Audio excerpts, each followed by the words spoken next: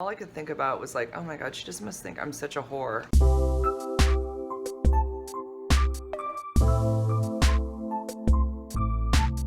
Good morning, everybody. What is up? I'm here at work. It's a chilly morning here in California. I think it's in the 40s.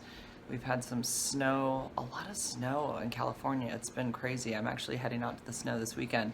I'm here in the girls' gym. Well, I'm like in the office, but that's the girls' locker room over there. This is my job for the next month as a sub. Sometimes we get long-term assignments, and so I'm in this assignment they let us do it for 30 days at a time, 30 like work days. So I'm here for 30 work days. I started I think around the 24th of January, and I'll be here until March 8th. So I've got some good digs. I've got a really awesome co-worker that sits here with me, but she's outside right now with the kids. So I'm gonna just sit down and chill out with you guys for a second and just kind of tell you what's going on. So I had the worst dream last night, and I think part of it is just working here at the high school and just the stress of making sure I'm doing everything right, because I'm just filling in for a brief amount of time. So there's a lot of new stuff for me to use, like, you know, when I'm down at the field, I need to have this walkie-talkie, and if I have any kids that leave, I need to make sure that I call and let them know that there's like a student missing, and there's a whole procedure on how to, like, you know, make a call on this. And basically everybody's listening when you make a call, because everybody has these walkie-talkies who are staff here at the school, and so you don't want to like say the wrong thing because everybody's listening. And so I think I've had a little bit of stress, but I do know how to use it now. I push the button and say PE to security or something like that, and then I just wait for them to answer, and then I give my message, whatever it may be. So I used it yesterday for the first time, and it worked. It was all good and nothing went wrong. And then I can never put it back in this little thing right. And so I had a dream last night that I was using the phone, and I was trying to make some phone call for some reason. I don't know who I was calling or what was going on, but I was using the phone and I pushed too many buttons. And all of a sudden, I hit an alarm, and it made an alarm go off in the whole school that notified everybody in the school that there was a shooter. And the school went into, it was like, bam, bam, bam, and the phone was lighting up and flashing. There was flashing going on. I'm like, oh my God, I just screwed up so bad. And I'm freaking out, and I like looked over at my coworker. I'm like, can you please call the office and like let them know that I've completely messed up, and I'm like, it was my fault and it was an accident. I'm like, oh my God, they're never gonna ask me to come back here. They're gonna be so mad at me. And so the principal gets on the intercom and tells everybody it was a false alarm. We apologize, but it was like the first time that they had ever used that alarm since they installed it. In my dream, he's like explaining that, and he wanted to tell everybody, because everybody started to go into complete panic mode because they thought there was a shooter on campus. And so in the process of in the midst of all this happening, somebody was injured. And I remember hearing that there was an injury of a girl because everyone jumped around and freaked out so bad that somebody actually got hurt. Oh my God, I felt so bad. Dreams are awful sometimes. So anyways, that was my dream last night. Stress, man. Stress comes out in your dreams big time. But everything's all good. I actually haven't pulled any like crazy alarm or done anything like that. It's just just the stress in my head, I guess, a little bit. But so it's all good. I haven't hurt anybody here. So changing gears a little bit here, going back to my diagnosis, and my last video I had done, I talked about a nurse that was really kind to me when I had been diagnosed, and I was at the hospital. This was, right, I didn't even know I had AIDS at the time. I just knew that I had HIV, and I started getting sick and had trouble breathing as the days progressed before I had seen a true HIV doctor. And so I was telling that story about how amazing that nurse was. I still want to go find her. I know she's going to think I'm really weird walking in, and I'd like to film it, but I just don't know how that would all work out, because it's just really different when someone's holding a phone up when you're talking. So I'm not sure how that's going to work, but maybe I'll get a picture with her or something when I do go and find her. And they might even find it like strange that I walk in and ask, can you look in the records and see what nurse it was that helped me that day? Because they'll probably think that I'm like doing something for legal reasons. I mean, I'll explain to them why I'm there, but I'm a little hesitant about going back because I think they're going to think I'm strange for doing that. But I'm going to do it. I am, because I really want to thank her, and hopefully she's still at that hospital. I'm pretty sure she is. I think she'd been there for a while. So anyways, I had explained a little bit or hinted toward what kind of treatment I had after I received my diagnosis. So I was diagnosed at, like, Valentine's Day was a Sunday. I had all my blood work done on a Monday. I was diagnosed that evening with a positive antibody test for HIV that Monday. The doctor that had seen me, I was basically sent to his office. He was an internal medicine doctor. So I'd been going to something called Doctors on Duty up until that point, and they couldn't figure out what was wrong with me. They had done blood work, but they hadn't done an HIV test, and my blood was looking like there was things like that were high and low, and just things were off. So they sent me to an internal medicine doctor in town, and then he was the one that ordered the HIV test, and he was the one who told me over the phone that I was positive, and he said, look, what I'm going to do. And he even told me, he was trying to give me some hope and said, I've seen false positives before, and maybe that's what it is. Like I said in many videos, I felt like everything was adding up and making sense as far as my symptoms, even though I was in complete shock. But I was like, this is probably what it has to be. I didn't believe it was a false positive. I'm like, if something comes out positive, it's probably positive. So he sent me to his colleague the next day, the very next day. And this was an infectious disease doctor, and they all work in the same office. And so I went and saw him the next day to find out what was going to happen with me. I didn't know what was going to happen. I now have HIV. So I'm like, Christ. So I don't even know what to expect from this doctor. I've never met him, and I've no relationship with him at all. And here I am. I don't even know how I slept that night. I have no idea. And I remember going into this office. There was 2 young girls working behind the counter. There was nobody else in the waiting room. And I walked in, and I just felt like, I just was like, they have to know why I'm here. Obviously, they know why I'm here. They see it in the chart. It says, I used to work in a doctor's office. I know that you see why somebody's coming in, so it's obvious. And that was like the first time I think that I saw that nurse a few days later, but I think like just that office visit was the first time that I was like, wow, like I now have this title, like it goes along with me now. And when I go into doctor's offices, they're gonna read that. And it was just, it hadn't even been 24 hours, and I didn't even know how to feel about it. Just felt dirty. It felt really bad. So she checks me in, tells me to have a seat, and like I said, I don't know why, but it was warm. I remember wearing like shorts, and I had like a tank top on. Sometimes we get really warm weather out of the blue in the middle of winter where I live in California, and it happened to be one of those weeks that was really warm.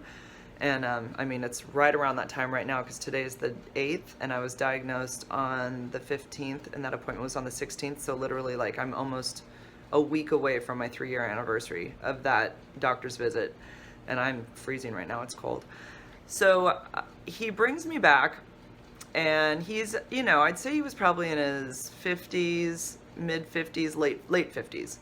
And he sits me down and he says, okay, so you've been diagnosed with HIV, and this is how we're going to handle it. And he went over the whole thing, it's not like it used to be. It's literally a pill a day. The medication can be really strong at first, and then you'll get more adjusted to it.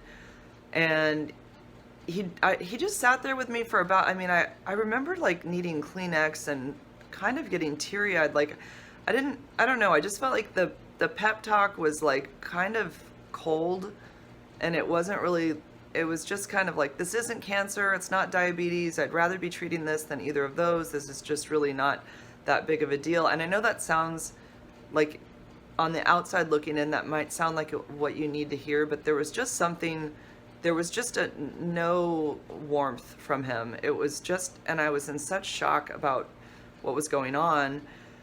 And of course he's a doctor, so I'm just going along with what he says. And so he says, after the whole thing, and I remember just walking out of there just feeling like I still don't have a real good idea of what's going on with me. And I know that they had, at that point, my blood was going to be sent off that I had drawn the day before. It would be sent off for my CD4 count and my viral load. And you have to know that these 2 terms were like completely foreign to me. I had no idea what these things were. It was clearly something that I needed to know from now on, but I didn't really get that at the time. It was just a lot of brand new terminology, and all very scary. Viral load. I mean, could that sound any scarier? You have a load of some virus in your body. I mean, awful. So I walk out of the office and I remember like walking back into the waiting room, and she yells to the doctor, or like, because it's a small office, and she said, "Doctor, you know, when do you want to see her again?" And he just kind of yelled through the office, make an appointment for another month. Those were his thoughts on taking care of me. So he sent a prescription of AAA to my pharmacy, and what many people don't know who don't have HIV is that you don't just start a prescription of HIV medication right after you're diagnosed. You have to have your blood drawn, and they do something called phenotyping and genotyping. I don't have the paperwork in front of me. So basically they're just checking your blood against all of the medications that are out there, and it checks to see what you're resistant to and what you're sensitive to. And sensitive means that it would work for you. Resistance means that it won't work for you. So sensitive means that it's something that would work for you. If you're resistant to it, it means that it wouldn't work for you. So it's really important to know what's going to work for you, right? So there was no results back from that because my blood was just sent to the lab the day before.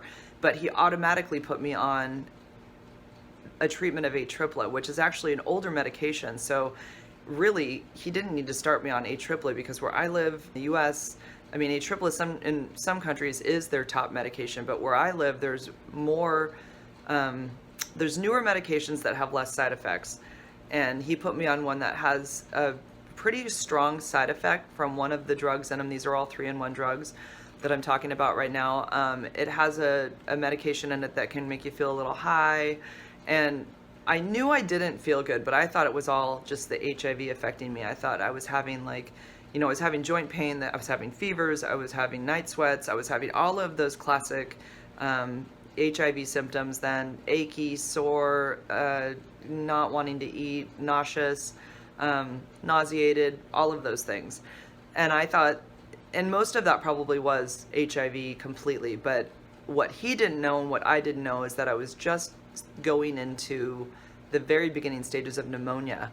And typically when you're diagnosed with HIV, you don't have to start medication right away because there's time. Nothing's happening overnight. But my timing was really, really bad for me, actually, with how everything happened. And it was just really kind of a fluke how it all happened. But I was literally getting sick from pneumonia, even probably that day, but he didn't know it. I didn't know it. And he put me on this medication without finding out what I was resistant to or sensitive to. So I went to my pharmacy that day and had to go see my pharmacist, Araceli, who I've seen for years and years because she's my local pharmacist at my grocery store. And I couldn't believe that I was telling her I'm really sick. And they said I'm positive for HIV, and I'm going to start this medication today. And I was really nervous about it. And she was so nice, but she looked like she was like, oh my God. And all I could think about was like, oh my God, she just must think I'm such a whore. I mean, like, that's all I could think.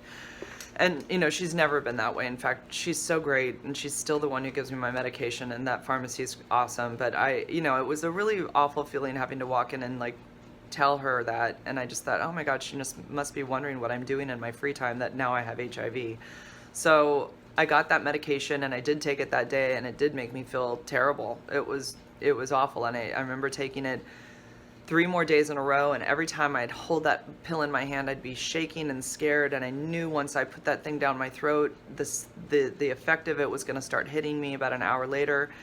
But what I didn't know is I was also coming down with pneumonia at the same time. And so it was a combination of having HIV, the beginning of pneumonia, the side effects from this drug, and it was so awful. And then Eric, really felt like he wasn't even sure I was positive because we didn't have a viral load at that point. We were literally going on just a positive from an antibody test. And so Eric was kind of pissed because he felt like my care wasn't that good. I mean, I had called back to that doctor's office and said I felt really sick from this medication, and I'm wondering if I'm just feeling really bad. And he actually questioned whether I was kind of a hypochondriac. I'll never forget it. And I was like, am I being a baby about, like, I'm like wondering, my God, I don't think so. Like, I really feel awful, and this medication's making me feel worse, and we don't even know what's going on with me for sure if I'm truly, truly positive, even though I thought we were. He ordered a sleeping pill for me. Can't remember the name of it. It starts with a T. Anyways, to help me. And he said, but I remember him questioning, maybe I was just being, you know, if I was overreacting. And that was just, I was really like a low point, feeling like I feel like I really need help, and I wasn't getting it from him. So I think it was the second night after my diagnosis, or the third night, Eric, we went to the ER because I just was so sick from this pill, and I was, again, no one knew, but I was coming down with pneumonia, and I was still having all the HIV symptoms. So we go to the emergency, and I feel like they looked at me like I had three heads. I've used that analogy before, but I really do. I feel like they were like, they were almost like, well, what do you want us to tell you? Like, we don't really know what to tell you.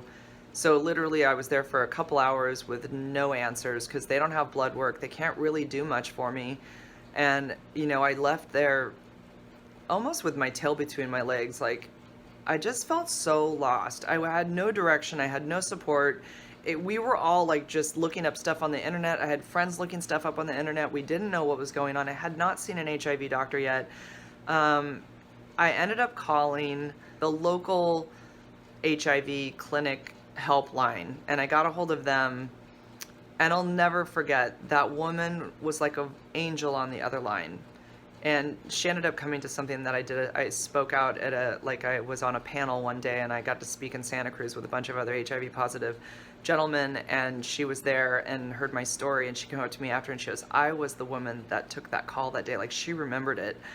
And I'll never forget the warmth that I felt through the phone from her, that she was going to lead me in the right direction for everything that I needed, and everything's going to be okay, honey, and we're going to get you. Oh, it's making me emotional.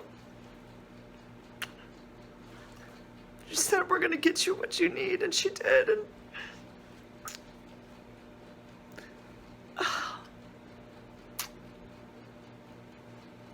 oh my God, the bell's going to ring soon. I got to wrap this up. Anyways, it had been, 4 days of really not understanding what was going on, and I didn't feel like I really had great care.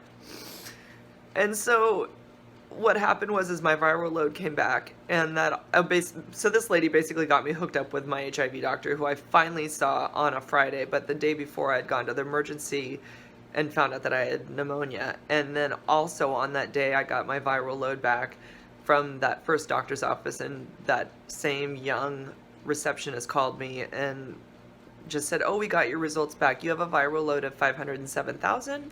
And she just kind of said it very matter of fact. I said, and I repeated it, and she goes, mm-hmm. She goes, uh-huh.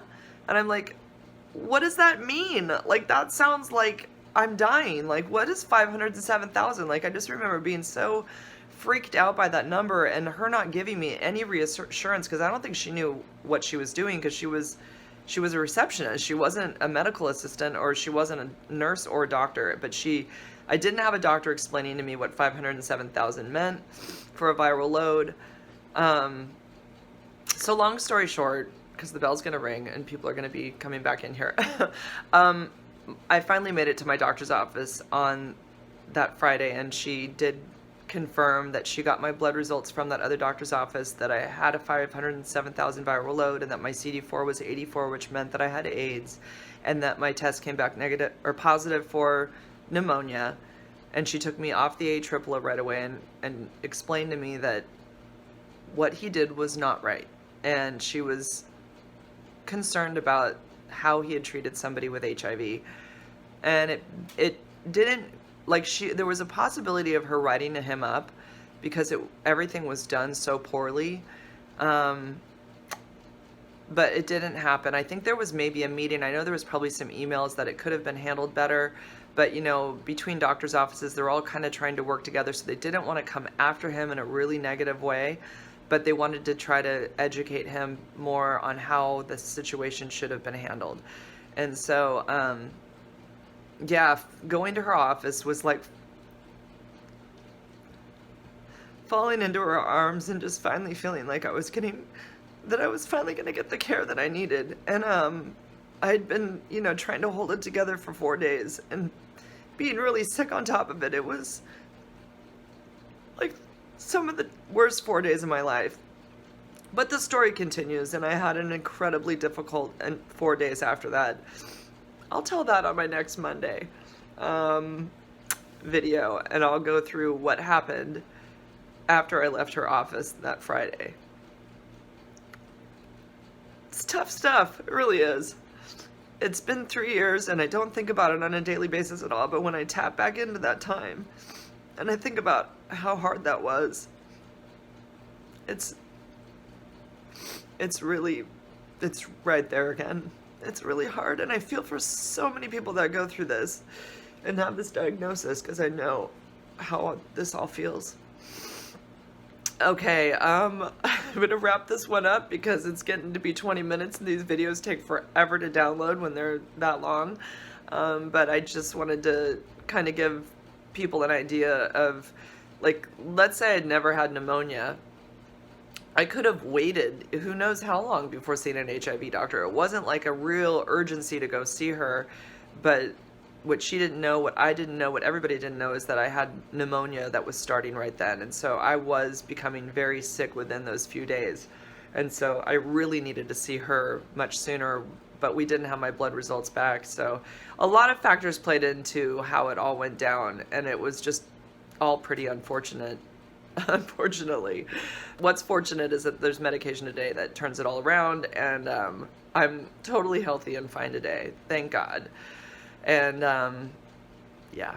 So, okay guys, I'm going to sign off now. Have a great week, and thanks for watching my Monday vlog. And I'll be back next week with the story of my HIV doctor and what happened those 4 days after I left her office. Bye for now, guys. See ya. Have a great week. Bye.